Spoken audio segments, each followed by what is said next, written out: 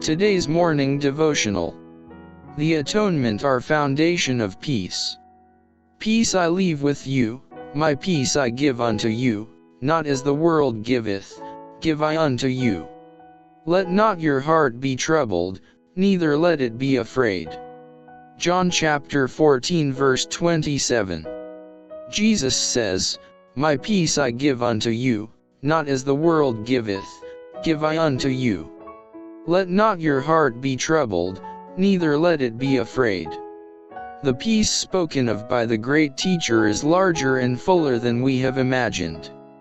Christ is ready to do large things for us, to restore our natures by making us partakers of His divine nature.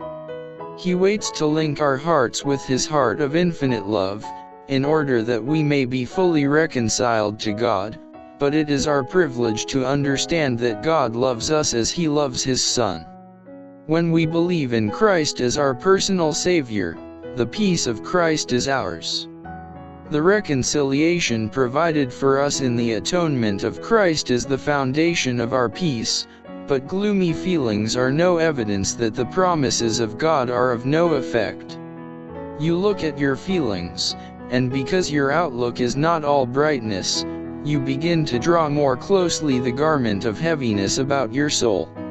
You look within yourself, and think that God is forsaking you. You are to look to Christ. In me, Christ says, ye shall have peace. Entering into communion with our Savior, we enter the region of peace. Satan is our destroyer, but Christ is our restorer. We must put faith into constant exercise, and trust in God, whatever our feelings may be. Isaiah says, Who is among you that feareth the Lord, that obeyeth the voice of his servant, that walketh in darkness, and hath no light? Let him trust in the name of the Lord, and stay upon his God. You can say with the psalmist, Yet, though I walk through the valley of the shadow of death, I will fear no evil, for thou art with me, thy rod and thy staff they comfort me. Thou preparest a table before me in the presence of mine enemies, thou anointest my head with oil, my cup runneth over. Surely goodness and mercy shall follow me all the days of my life, and I will dwell in the house of the Lord forever. Believe in the Lord your God, so shall ye be established. Believe his prophets, so shall ye prosper.